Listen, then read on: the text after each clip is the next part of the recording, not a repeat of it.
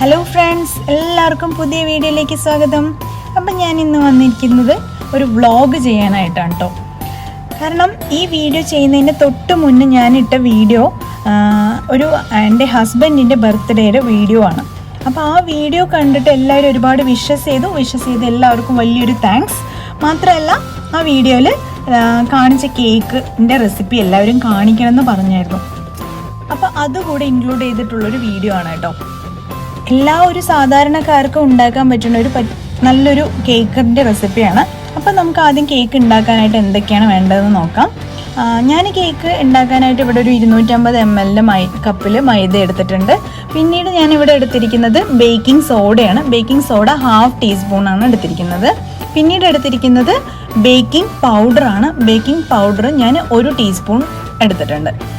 ഇനി നമുക്ക് ഇതെല്ലാം കൂടെ ഒന്ന് അരിച്ചെടുക്കണം.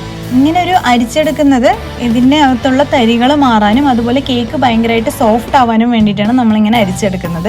ഒരു 3 പ്രാവശ്യമെങ്കിലും അരിച്ചെടുക്കണം കേട്ടോ.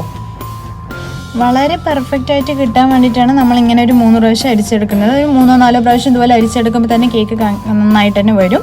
പിന്നെ നമ്മൾ ഇവിടെ ഈ കേക്ക് ഉണ്ടാക്കാനായിട്ട് ഉപയോഗിക്കുന്ന സാധനങ്ങളെല്ലാം സാധാരണക്കാരനായ എല്ലാവരുടെ വീട്ടിലും നമ്മൾ അവൈലബിൾ ആയ സാധനങ്ങൾ വെച്ചിട്ടാണ് ഞാൻ ഈ കേക്ക് ഉണ്ടാക്കി കാണിക്കാൻ പോകുന്നത് കേട്ടോ. ഇതൊരു ലോക്ക്ഡൗൺ ടൈം ആയതുകൊണ്ടും പിന്നെ വർക്ക് അറ്റ് ഹോം ആയതുകൊണ്ടും സർപ്രൈസ് കൊടുക്കാനായിട്ടോ അതുപോലെ സെലിബ്രേഷനൊന്നും പുറത്തു പോയിട്ട് ചെയ്യുമോ അങ്ങനെ ഒന്നും ചെയ്തില്ല, അകത്ത് വെച്ചിട്ട് തന്നെയായിരുന്നു. ലാസ്റ്റ് ഇയറൊക്കെ ഒരു ബർത്ത്ഡേ സെലിബ്രേഷൻ എന്ന് പറയുമ്പോൾ അവർ വർക്ക് ചെയ്ത് കഴിഞ്ഞ് തിരിച്ച് വീടെത്തുമ്പോഴേക്കും നമ്മൾ എന്തെങ്കിലുമൊക്കെ ഒരു സർപ്രൈസ് ഒപ്പിച്ച് വയ്ക്കുമായിരുന്നു. ഇപ്രാവശ്യം പിന്നെ അതില്ല. അപ്പോൾ ഇതാ ഞാൻ ഒരു 3 പ്രാവശ്യം അരിച്ചെടുത്തിട്ടുണ്ട്. ഇനി നമുക്കിതിൽ പൗഡേർഡ് ഷുഗറാണ് ചേർത്ത് കൊടുക്കാൻ. നമ്മൾ ഷുഗർ പൊടിച്ചെടുത്തതാണ്. ഇപ്പം നമ്മൾ 250 ml മൈദയാണ് എടുത്തല്ലോ. അപ്പോൾ ഇതൊരു 3/4 കപ്പ്, ആ കപ്പിൻ്റെ തന്നെ 3/4 കപ്പ് ഷുഗറാണ് ഞാനിവിടെ ചേർത്ത് കൊടുത്തിരിക്കുന്നത്. ഇനി നമുക്ക് നന്നായിട്ടൊന്ന് ഇളക്കി കൊടുക്കാം. ഇങ്ങനെ നല്ലപോലെ ഇളക്കി കൊടുത്താൽ മൈദയിലൊക്കെ ഈ ഷുഗർ നന്നായിട്ട് പിടിക്കും. അപ്പോൾ അതിന് വേണ്ടിയിട്ട് നമുക്ക് നന്നായിട്ടൊന്ന് മിക്സ് ചെയ്തെടുക്കാം. ഇപ്പോൾ വളരെ നന്നായിട്ട് തന്നെ നമ്മൾ മിക്സ് ചെയ്തെടുത്തിട്ടുണ്ട്. ഇനി നമുക്കിതിലോട്ട് 4 മുട്ടയാണ് ആവശ്യം. 4 മുട്ട എടുത്തു കഴിഞ്ഞിട്ട് നമുക്കിതിനൊന്ന് ബീറ്റ് ചെയ്തെടുക്കാം. അത് ബീറ്റർ ഇല്ല എന്നുണ്ടെങ്കിൽ ഇതുപോലെയുള്ള ഒരു മിക്സിൻ്റെ ജാറിൽ ഇട്ട് കൊടുത്തിട്ട് നമുക്കൊന്ന് ബ്ലെൻഡ് ചെയ്തെടുക്കാം. ബ്ലെൻഡ് ചെയ്തെടുക്കാനായിട്ട് നമ്മൾ മൈദ എടുത്ത് അതേ കപ്പിൽ ഒരു 3/4 കപ്പ് വെജിറ്റബിൾ ഓയിൽ കൂടെ നമുക്കിതിലോട്ട് ചേർത്ത് കൊടുത്തിട്ട് ബ്ലെൻഡ് ചെയ്തെടുക്കാം.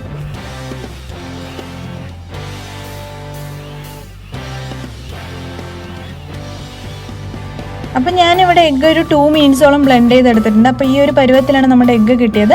ഇനി നമുക്കിതിലോട്ട് നമ്മുടെ ഡ്രൈ ഇൻഗ്രീഡിയൻസ് ചേർത്ത് കൊടുക്കാം. അത് ചേർത്ത് കൊടുക്കുന്ന സമയത്ത് ഒരു ടേബിൾ സ്പൂൺ എടുത്തിട്ട് കുറച്ചായിട്ട് ചേർത്ത് കൊടുക്കാനായിട്ട് പ്രത്യേകം ശ്രദ്ധിക്കുക. ഇങ്ങനെ കുറച്ചായിട്ട് ചേർത്ത് കൊടുത്തിട്ട് ബീറ്റ് ചെയ്താൽ മാത്രമേ നമ്മളുടെ എഗ്ഗ് മൈദയൊന്നും കട്ട പിടിക്കാതെ ഇരിക്കത്തുള്ളൂ. അതിന് വേണ്ടിയിട്ടാണ് നമ്മളിങ്ങനെ ബീറ്റ് ചെയ്തെടുക്കാനായിട്ട് ശ്രദ്ധിക്കണം എന്ന് പറയുന്നത്. അപ്പം ഞാനിവിടെ വിസ്ക് യൂസ് ചെയ്തിട്ട് തന്നെയാണ് ബീറ്റ് ചെയ്തെടുക്കുന്നത്. അപ്പോൾ നമുക്കിനി ബീറ്റ് ചെയ്തെടുക്കുന്നത് എങ്ങനെയാണെന്ന് വെച്ച് കഴിഞ്ഞാൽ കുറച്ച് ചേർക്കുക, ബീറ്റ് ചെയ്യുക, പിന്നെയും കുറച്ച് ചേർക്കുക, ബീറ്റ് ചെയ്യുക. അങ്ങനെ തന്നെ നമ്മളിത് ചെയ്യുന്നതായിരിക്കും വളരെ നല്ലത്. ഇനി ഇതിലോട്ട് നമ്മളൊരു 1/2 കപ്പ് പാലാണ് നമ്മൾ ഒഴിച്ചു കൊടുക്കുന്നത്. അപ്പോൾ ഇതാ നമ്മളുടെ ബാറ്റർ വന്നിട്ട് ഈ ഒരു പരുവത്തിലായി വന്നിട്ടുണ്ട്. ഇനി നമുക്കിതിലോട്ട് 1 ടീസ്പൂൺ വാനില എസൻസ് ആണ് ചേർത്ത് കൊടുക്കേണ്ടത്. വാനില എസൻസ് ചേർത്ത് കൊടുത്തതിന് ശേഷം നമുക്ക് നന്നായിട്ടൊന്നും കൂടെ ബീറ്റ് ചെയ്തെടുക്കാം. ഇപ്പോൾ കണ്ടില്ലേ, നമ്മുടെ ബാറ്ററി ഈ ഒരു പരുവത്തിലായിട്ടുണ്ട്. ഇനി ഒരു പിഞ്ച് മാത്രം ഉപ്പ് കൂടെ നമുക്കിതിലോട്ട് ചേർത്തിട്ട് ഒന്നുകൂടെ ബീറ്റ് ചെയ്തെടുക്കാം.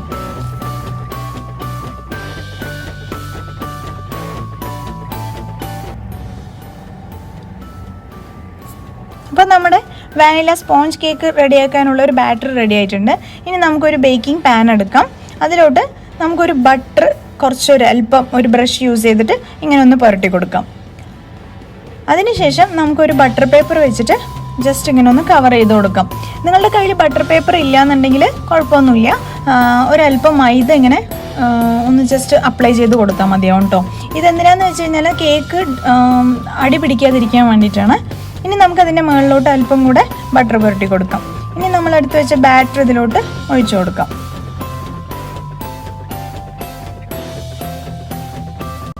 ഇങ്ങനെ ഒഴിച്ചു കൊടുത്തതിന് ശേഷം നമുക്ക് ഇതുപോലെ ഒന്ന് തട്ടി കൊടുക്കാം. കാരണം അതിൻ്റെ ഇടയിലൊന്നും ബബിൾസ് ഒന്നും ഉണ്ടെങ്കിൽ അത് പോയി കിട്ടാൻ വേണ്ടിയിട്ടാണ് നമുക്ക് ഇതുപോലെ ഒന്ന് തട്ടി കൊടുക്കാനായിട്ട് പറയണത്.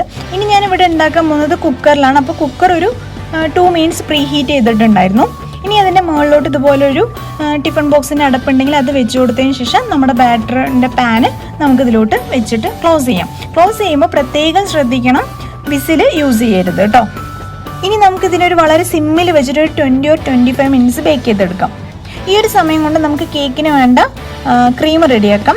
ക്രീം റെഡിയാക്കാൻ നമ്മൾ എടുക്കുന്ന ബൗളും അതുപോലെ വിസ്കും നമുക്ക് ഫ്രീസറിനകത്ത് വെച്ചിട്ടൊന്ന് തണുപ്പിച്ചെടുത്തതിന് ശേഷം ഞാൻ എടുത്തതാണിത്. നന്നായിട്ട് തണുപ്പിച്ചെടുക്കണം. എന്നിട്ട് നമുക്കൊരു ടിഷ്യൂ വെച്ചിട്ട് ഇതുപോലെ തുടച്ചു കൊടുക്കാം. ഞാനിവിടെ യൂസ് ചെയ്യുന്ന വിപ്പിംഗ് ക്രീം മാക്ടോപ്പിൻ്റെ വിപ്പിംഗ് ക്രീമാണ്. ഇത് ഷുഗർ കണ്ടൻറ്റ് ഉള്ളതാണ് കേട്ടോ. അത് ഞാനിവിടെ എടുത്തിരിക്കുന്ന 1.5 കപ്പാണ് വിപ്പിംഗ് ക്രീം എടുത്തിരിക്കുന്നത്. ഇത് നമ്മൾ യൂസ് ചെയ്യുന്നതിൻ്റെ തൊട്ട് മുന്നേ ഫ്രിഡ്ജിനകത്ത് നിന്ന് എടുത്ത് പുറത്ത് വെച്ച് കുറച്ച് നേരം പുറത്ത് വെച്ചിട്ടുള്ളതാണ് കേട്ടോ. ഇനി നമുക്കിതിന് നന്നായിട്ടൊന്ന് ബീറ്റ് ചെയ്തെടുക്കാം. വിസ്ക് വെച്ചിട്ട് തന്നെയാണ് ബീറ്റ് എടുക്കുന്നത് ഞാനിവിടെ. നിങ്ങളുടെ കയ്യിൽ ബീറ്റർ ഉണ്ടെങ്കിൽ അതായിരിക്കും കുറച്ചും കൂടെ നല്ലത്. കുറച്ച് സമയം ബീറ്റ് ചെയ്തെടുക്കണം. 15 മിനിറ്റ്സ് ഞാൻ ബീറ്റ് ചെയ്തെടുത്തിട്ടുണ്ടാവും. അപ്പോൾ നമ്മുടെ ക്രീം ഈ ഒരു പരുവത്തിലായിട്ട് വന്നിട്ടുണ്ടാവും. ബീറ്റ് ചെയ്തത് കറക്റ്റ് ആണോ എന്ന് അറിയാൻ വേണ്ടിയിട്ട് നമ്മൾ എടുത്ത ബൗൾ ഉണ്ടല്ലോ, ആ ബൗൾ ഒന്നിങ്ങനെ കമഴ്ത്തി നോക്കിക്കഴിഞ്ഞാൽ നമ്മുടെ ക്രീം അതിനകത്ത് നിന്ന് താഴോട്ട് വീഴുന്നില്ല എന്നുണ്ടെങ്കിൽ അതായിരിക്കും കറക്റ്റ് പരുവം. ഈ ഒരു ടൈമിൽ നമ്മുടെ കേക്ക് ഇവിടെ ബേക്കായി വന്നിട്ടുണ്ട്. ഇതാണ്ടോ 25 മിനിറ്റ്സ് കഴിഞ്ഞിട്ടുണ്ട്. ഇതാ കറക്റ്റ് പരുവത്തിലായിട്ട് വന്നിട്ടുണ്ട്. അപ്പോൾ ഇനി നമുക്കിതിന് നന്നായിട്ട് ചൂടാറിയതിന് ശേഷം പുറത്തെടുക്കാം. അതിനുശേഷം ഇതുപോലെ സൈഡിൽ നിന്ന് ഇങ്ങനെ ഒന്ന് നൈഫ് വെച്ചിട്ട് ഇങ്ങനെ ഒന്ന് വിടർത്തി വിട്ടതിന് ശേഷം നമുക്കിതിനൊരു പ്ലേറ്റിൽ കമഴ്ത്തി നമ്മുടെ കേക്കിനെ സെപ്പറേറ്റ് ചെയ്തെടുക്കാം. ഇപ്പോൾ ഇതാ നമ്മുടെ സ്പോഞ്ച് കേക്ക് വളരെ പെർഫെക്റ്റ് ആയിട്ട് തന്നെ വന്നിട്ടുണ്ട്. ഇനി അതിൻ്റെ മുകളിലുള്ള ബട്ടർ പേപ്പർ ഒന്ന് നമുക്കിതിനെ മാറ്റി കൊടുക്കാം. ഇപ്പോൾ ഇത് കണ്ടില്ലേ, വളരെ സ്പോഞ്ചായിട്ട് നല്ല സോഫ്റ്റ് ആയിട്ട് തന്നെ കേക്ക് ഇതേ അളവിൽ എടുത്തു കഴിഞ്ഞാൽ ഇതുപോലെ കിട്ടും. ഇനി നമുക്ക് ഈ ഒരു സമയത്ത് ഷുഗർ സിറപ്പ് ഉണ്ടാക്കിയെടുക്കണം. ഷുഗർ സിറപ്പ് ഉണ്ടാക്കാനായിട്ട് 1/2 കപ്പ് പഞ്ചസാരയും 1/2 കപ്പ് വെള്ളമാണ് എടുത്തിരിക്കുന്നത്. ഇനി ഞാൻ ഇതിലോട്ട് 1 ടീസ്പൂൺ മാംഗോ എസൻസും കൂടെ ചേർത്ത് കൊടുക്കുന്നത് ജസ്റ്റ് ഒരു ഫ്ലേവർ കിട്ടാൻ വേണ്ടിയിട്ടാണ് ചേർക്കുന്നത്. നിങ്ങൾക്ക് വേണമെങ്കിൽ അത് സ്കിപ്പ് ചെയ്യാം കേട്ടോ. ഇനി നമുക്കിത് റെഡിയാക്കാനായിട്ട് ഗ്യാസിലോട്ട് വയ്ക്കാം. ഇപ്പോൾ നമ്മുടെ ക്രീമിനെ നമുക്കൊന്ന് വേർതിരിച്ചെടുക്കാം. അതായത് കുറച്ച് കളേഴ്സ് ചേർത്ത് കൊടുക്കാനാണ്, കളർ ചേർത്ത് കൊടുക്കാനാണ്. റെഡ് കളറാണ് ഞാനിവിടെ യൂസ് ചെയ്യണത്. അപ്പോൾ അത് കുറച്ച് മാത്രം നമുക്ക് എടുക്കാം. അത് ഞാൻ ഓപ്ഷനിലാണ്, നിങ്ങൾക്ക് വേണമെങ്കിൽ മാത്രം ചേർത്ത് കൊടുത്താൽ മതി. പ്രത്യേകിച്ച് കളറൊന്നും നമുക്ക് നല്ലതല്ലല്ലോ, അതുകൊണ്ട് ഇത് ഞാൻ നിർബന്ധിക്കുന്നില്ല. വേണമെങ്കിൽ മാത്രം. പിന്നെ ഞാനിവിടെ വീഡിയോ ആയിട്ട് കാണിക്കാനും പിന്നെ ഒരു കേക്കിനൊരു ഭംഗി വരുത്താനും മാത്രമാണ് ഞാൻ ഇന്നിപ്പോൾ യൂസ് ചെയ്തത്. അപ്പോൾ ഈ റെഡ് കളർ ഞാനിവിടെ ഒരു എടുത്തതിൻ്റെ 1 ടീസ്പൂൺ മാത്രം ഞാനിതിൽ ഒഴിച്ചു കൊടുത്തതിന് ശേഷം നമ്മുടെ വിസ്ക് വെച്ചിട്ട് നമുക്കിതിനൊന്ന് ബീറ്റ് ചെയ്തെടുക്കാം. ഇപ്പോൾ നമുക്ക് ഏത് കളർ വേണമെങ്കിലും അവൈലബിൾ ആണ്. ഗ്രീന്, ബ്ലൂ അങ്ങനെ ഏത് കളർ വേണമെങ്കിലും അവൈലബിൾ ആണ്. ഞാനിവിടെ റെഡാണ് എടുത്തിരിക്കുന്നത്. അപ്പോൾ ഇതുപോലെ ഒന്ന് ജസ്റ്റ് ഒന്ന് വിസ്ക് വെച്ചിട്ട് തന്നെ ഒന്ന് ബീറ്റ് ചെയ്തെടുക്കാം.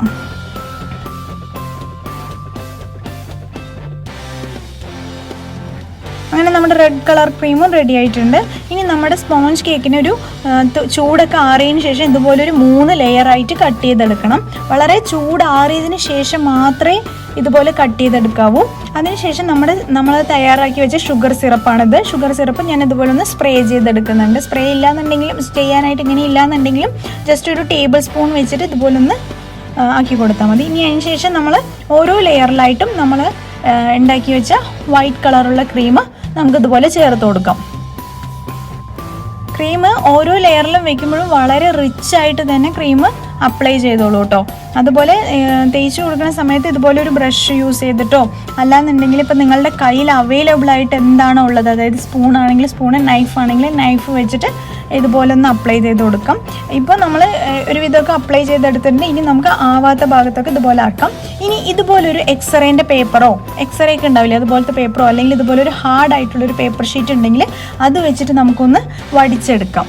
ഇപ്പോൾ ഫിനിഷിങ് വരാനായിട്ടാണ് നമ്മൾ ഈ പേപ്പറും അല്ലെങ്കിൽ ഈ നൈഫൊക്കെ വെച്ചിട്ട് ഇതുപോലെ ചെയ്യുന്നത്. ഇപ്പോൾ നമ്മുടെ പേപ്പറും നൈഫും ഒക്കെ നമുക്ക് ഇടയ്ക്കിടയ്ക്ക് ഒന്ന് ഹോട്ട് വാട്ടറിൽ വെച്ചിട്ട് ഡിപ്പ് ചെയ്തിട്ട് ഇങ്ങനെ വടിച്ചെടുക്കുകയാണെന്നുണ്ടെങ്കിൽ നമ്മളുടെ കേക്ക് നല്ല ഫിനിഷിങ് പോയിന്റിലേക്ക് എത്തും.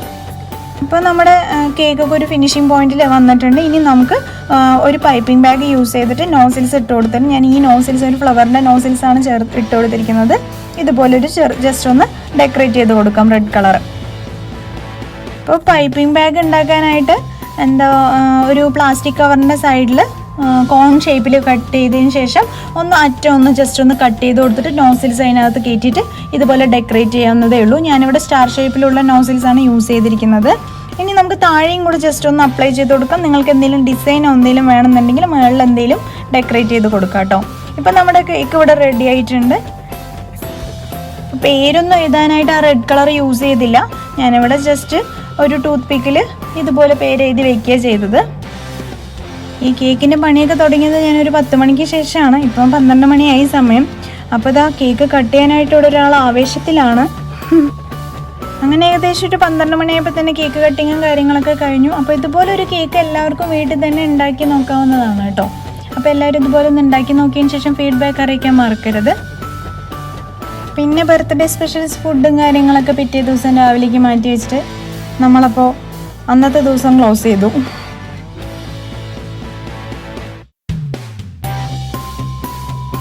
ഇത് ഫുഡ് സ്പെഷ്യൽസ് എന്ന് പറയുമ്പം തലശ്ശേരി ചിക്കൻ ദം ബിരിയാണിയാണ് ഉണ്ടാക്കിയിട്ടുണ്ടായിരുന്നത്. പിന്നെ ഒരു സേമിയ പായസവും വെച്ചു. അത്രയൊക്കെ തന്നെ ഉണ്ടായിരുന്നുള്ളൂ.